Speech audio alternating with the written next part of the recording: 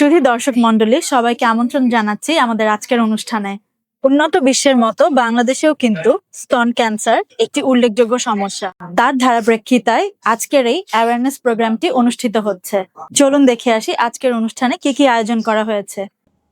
বিশ্বজুড়ে সারা দুনিয়াতেই অক্টোবর মাস থেকে স্তন ক্যান্সার সচেতনতা মাস বলে উদযাপন করা হয়ে থাকে।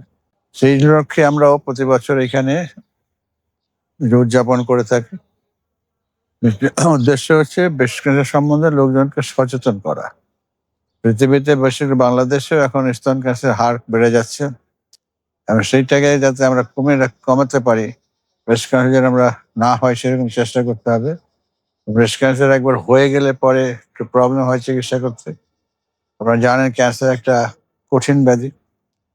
তো ক্যান্সার যাতে না হয় সেজন্য প্রিভেনশন করার জন্য আমাদের কিছু কাজ করতে হবে এবং যাতে হয়ে গেলে পরে যাতে সূচনা লগ্ন ধরা যায়, সূচনা ধরা পড়লে পরে এটা সম্পূর্ণ নিরাময় করা সম্ভব হয়। সেটা সবচেয়ে বেশি গুরুত্ব। দুটো জিনিস, একটা হচ্ছে নিপল থেকে যদি পানির মতো পদার্থ বা রক্ত যদি আসে, পানির মতো পদার্থ বা রক্ত যদি আসে, তাহলে আমাদেরকে অবশ্যই কাছের ক্যান্সারের ডাক্তারের কাছে যেতে হবে। কাছের এমবিবিএস ডাক্তারের কাছে গেলেই বাকি কথা সে বলে দিবে। আরেকটা গুরুত্বপূর্ণ হচ্ছে, কোনো চাকা ব্যথা নাই লেস্টে, সেখানে গুরুত্ব দিতে হবে। ব্যথা হলে যতটা না আমরা গুরুত্ব দিব, ব্যথা নাই ছোট চাকা আমরা মনে করি আমি খুবই নির্ভার, আমার তো ব্যথা নাই, এটাই হচ্ছে সবচেয়ে বড় ভয়ঙ্কর পরিস্থিতি তৈরি করতে পারে। আমাদেরকে সচেতন থাকতে হবে, সাথে সাথেই কাছের এমবিবিএস ডাক্তারের কাছে যেতে হবে। আপনাদেরকে বলছি, যারা স্ক্রিনিং এর জন্য এসেছেন, নিজেরা এই তথ্যগুলো জানবেন এবং অন্যকে বলবেন, তাহলে 40 জন 4000 লোককে বলতে পারবে কাজ হবে। আমি জানলাম আর অন্যকে জানালাম না, তাতে কিন্তু এই ধরনের অনুষ্ঠানে কোনো সাফল্য আসে। আসলে ক্যান্সার একটা ভীতির মধ্যে ছিলাম আমরা, আজকের অনুষ্ঠানে আসতে পেরে অনেক কিছু জানতে পেরেছি। আমিও সবসময় ভয় থাকতাম যে মনে হয় আমার এরকম ক্যান্সারের কোনো সিমটম আছে ব্রেস্টে। আজকে পরীক্ষা করানোর পর অনেকটা নিশ্চিত হলাম। এই ক্যান্সার টেস্টটা আমাদের কতদিন পর পর করানো উচিত, এটা আমার প্রশ্ন। এই ক্ষেত্রে আমি সবসময় বলি, প্রত্যেকটা মা বা বোন যেন, কন্যা যেন নিজের চিকিৎসক হন, ব্রেস্টের বেলা, অর্থাৎ নিজের ব্রেস্ট নিজে পরীক্ষা করবেন। এবং একটা হিসাব আমরা এভাবে বলি যে পিরিয়ড যা শুরু হয়েছে, সে তার পিরিয়ড যেদিন শেষ হবে তার 3 থেকে 4 দিন পরে, পিরিয়ড চলাকালীন 3 থেকে 4 দিন পরে সেলফ ব্রেস্ট এক্সামিনেশনটা করবে। তার মানে এখন হিসাবটা সহজ, প্রতি মাসে একবার সে অ্যাটলিস্ট তার গোসল করার সময় সে এটা করতে পারে। এটা হচ্ছে সেলফ ব্রেস্ট এক্সামিনেশন। এখন আপনি পরীক্ষা যেটা বলছেন টেস্টের মধ্যে দুটো টেস্টের কথা আমরা বলি, একটা হচ্ছে আলট্রাসোনোগ্রাফি আর একটা হচ্ছে আপনার ম্যামোগ্রাফি। এখন ম্যামোগ্রাফিটা কিন্তু একটু ঝুঁকিপূর্ণ, এটা একজন চিকিৎসকের পরামর্শ ছাড়া করা উচিত। সাধারণত 40 বছর বয়স হওয়ার পরেই এটা প্রতি 3 বছর পর পর করা যেতে পারে। ক্ষেত্র বিশেষে তা আগানো পেছনে যেতে পারে। ওই যে আমরা আগে বলেছি যে পরিবারে যদি কোনো অভিজ্ঞতা থাকে, তাহলে তার বেলায় কিন্তু that will be the special case. আর আলট্রাসোনোগ্রাফি কিন্তু আপনি প্রতি বছরই করতে পারেন, কিন্তু তারপরেও এটি একজন চিকিৎসকের পরামর্শ অনুযায়ী করতে পারে। আলট্রাসোনোগ্রাফিতে কোনো রিস্ক নাই।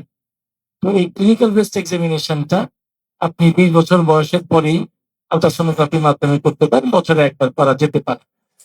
আবারও বলছি, যদি পরিবারের ইতিহাসটা থাকে, যদি আমি একটু স্থূলকায় হই, যদি আমি সেলফ ব্রেস্ট এক্সামিনেশনের সময় কিছু হাতে লাগে, তাহলে আর আপনার সময়ের কোনো অপেক্ষা করার প্রয়োজন নেই। আর আরেকটা বলেছিলাম যে নিপল থেকে যদি কোনো ডিসচার্জ হয়, ব্রেস্টে যদি কোনো পরিবর্তন ঢুকে পড়ে, তাহলে দুটোই করতে হবে। কিন্তু আমি একদম নর্মাল, আমার কোনো কমপ্লেন নাই। ম্যামোগ্রাফিটা 40 বছর বয়সের পরে করলে, আর আলট্রাসাউন্ড আপনি বছরে একবার করে করতে পারেন। আরেকটা কথা, সেটা হচ্ছে যে যাদের পিরিয়ড হচ্ছে না, অর্থাৎ 45-50 বয়স, এরকম একটা প্রশ্ন আসার আগে আমি উত্তরটা দিয়ে দিচ্ছি, সে কখন করবে? আমার বাড়িতে ক্যালেন্ডার আছে, আমি প্রতি মাসের 1 তারিখে করবো। তো এই নিউজটা আমি জানতে পেরেছি হচ্ছে আমরা জানতে চাই চ্যানেল থেকে। তো আজকে আমি বেসিক্যালি এসেছি যে এই স্ক্রিনিংটা করার জন্য। তো এখানকার ব্যবস্থাটা খুব ভালো। আমি খুবই খুশি করতে পেরে এবং স্যাটিসফাইড, এবং এটা আসলে দরকার সবার জন্য, সচেতনতার জন্য। এখানে এসে প্রথমে রেজিস্ট্রেশন করতে হবে আপনাদেরকে। রেজিস্ট্রেশন করার পরে প্রত্যেকটা স্টেপ এখান থেকে আপনাদেরকে বলে দিবে, এবং একই সাথে আপনাদেরকে লাস্টেও বলে দিবে যে আপনাদের কি ব্যবস্থা নিতে হবে। তো এই ছিল আমার এক্সপেরিয়েন্স। আপনারা চলে আসবেন। আমাদের সাথে মিডিয়া পার্টনার হিসেবে আমরা জানতে চাই, টিম অংশগ্রহণ করেছেন, সো তাদেরকে অসংখ্য ধন্যবাদ। এখানে বাংলাদেশ ক্যান্সার সোসাইটিতে অনেক ভালো একটা প্রোগ্রামের অ্যারেঞ্জ করেছেন, কারণ আমাদের দেশে আসলে ব্রেস্ট ক্যান্সার সচেতনতাটা এখনো ওইভাবে স্প্রেড আউট হয় নাই যতটা হওয়া উচিত। ঘরে ঘরে অনেক মানুষ আছে, লজ্জার জন্য হয়তো কাউকে বলতে পারছে না, বা নিজেও স্ক্রিনিংটা ঠিক মতো, মানে যেটা হচ্ছে সেলফ এক্সামিনেশন, এটা করতে পারছে না। সো এটা যখন করতে পারে না, তখন কোনো ডক্টরের কাছে যাওয়া, এই লজ্জাটা ভেঙে বেরিয়ে আসাটা অবশ্যই দরকার।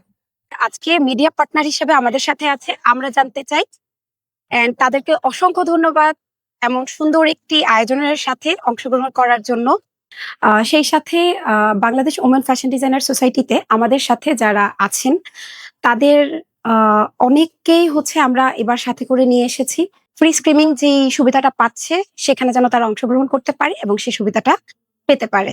এটা খুবই ইম্পর্টেন্ট আমাদের নারীদের জন্য, কারণ বাংলাদেশে এই মুহূর্তে ব্রেস্ট ক্যান্সার অনেক বেশি স্প্রেড করছে। সো এই বিষয়টাতে আমাদের খুবই অ্যাওয়্যার থাকা উচিত। সো ওইখান থেকে আমি বলবো বাংলাদেশ ক্যান্সার সোসাইটি অক্টোবর মান্থে ব্রেস্ট ক্যান্সার অ্যাওয়ারনেস যে প্রোগ্রামটা আয়োজন করেছে, that is very important to everyone.